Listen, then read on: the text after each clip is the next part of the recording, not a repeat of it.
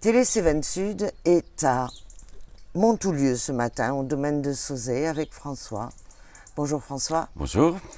Vous pouvez nous expliquer un petit peu quel est votre domaine, son histoire, le fait que vous avez quand même des bâtiments très très vieux et que vous êtes dans une région absolument extraordinaire et très belle. C'est une très belle région en effet. C'est ce qui m'avait séduit il y a un peu plus de 25 ans quand j'ai racheté ce vieux domaine qui était à moitié en ruine. C'est un très vieux domaine viticole de la région. Oui, Vieux parce que j'ai des parties qui datent je crois du XIe siècle et après il y a des parties qui sont plus récentes, au XIVe, XVIIIe, etc. Enfin la vie des vieux masses des Cévennes. Et donc c'était un vieux domaine qui était abandonné et que j'ai repris il y a exactement 27 ans. Et j'ai rebâti progressivement et surtout j'ai rebâti tout le domaine viticole oui. qui était en déperdition vu qu'il avait été totalement arraché une vingtaine d'années auparavant. Donc voilà, on a 27 ans de travail et aujourd'hui des très très beaux résultats. Presque au-delà de mes espérances premières. On a des vins qui plaisent beaucoup, qui remportent plein de médailles dans les concours internationaux de dégustation et qui se vendent bien. Donc c'est une activité qui prospère, même si c'est très difficile. Hein, il faut se battre en permanence. Et subir aussi des coups durs, comme celui de l'an dernier par exemple, où le gel nous a détruit à peu près 90% de la production. Ouais. Donc voilà, il faut Jongler avec le temps. jongler avec le temps, les aléas qui sont de plus en plus nombreux. On a eu de la chance cette année, on n'a pas eu trop d'épisodes Cévenol, ce qui nous était arrivé plusieurs fois durant les vendanges, donc c'est toujours assez difficile. Voilà, aujourd'hui c'est le 6 octobre et on finit les vendanges très tardivement sur des Mourvèdre et des Cabernet Sauvignon. On a attendu la maturité optimale dans une région qui est assez fraîche en fait, à la fois en hiver et les nuits d'été, ce qui fait qu'on vendange tardivement des raisins qui sont à maturité.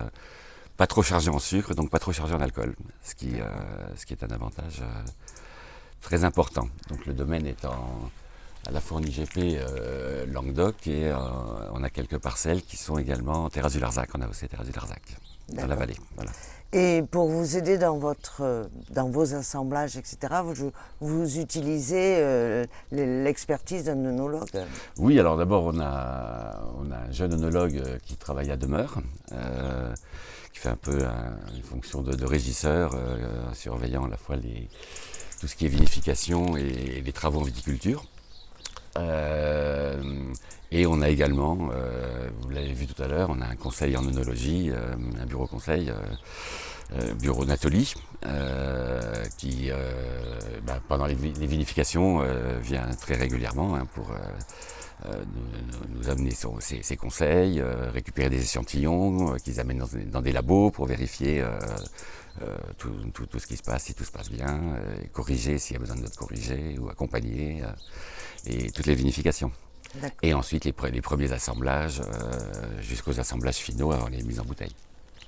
Et vous proposez une large gamme de vins qui vont d'un vin très raisonnable à un petit prix jusqu'à quand même... Oui, on a des vins, tout à fait. On a plusieurs vins qui sont à moins de 10 euros, qui rencontrent un grand succès d'ailleurs, et jusqu'à un vin qui est à prix public vers 48 euros, qui est un peu la petite pépite du domaine, une micro-cuvée, qui d'ailleurs a eu des notes de dégustation absolument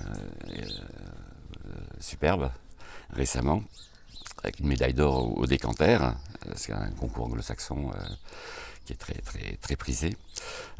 Donc voilà, on a des vins assez différents, avec évidemment une ligne commune, notre terroir, mais des vins qui sont certains qui peuvent être très très légers, sans sulfite, en levure indigène, donc les vins nature.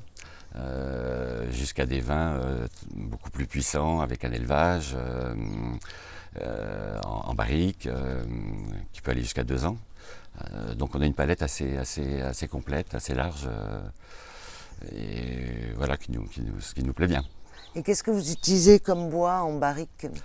Alors c'est des barriques, c'est des bois du chêne, hein, bien sûr, de la forêt, des forêts de Tronchet.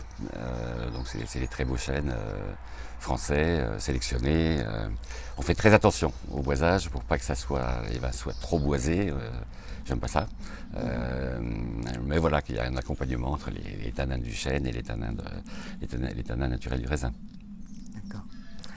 Ben, je vous remercie, François. Merci beaucoup.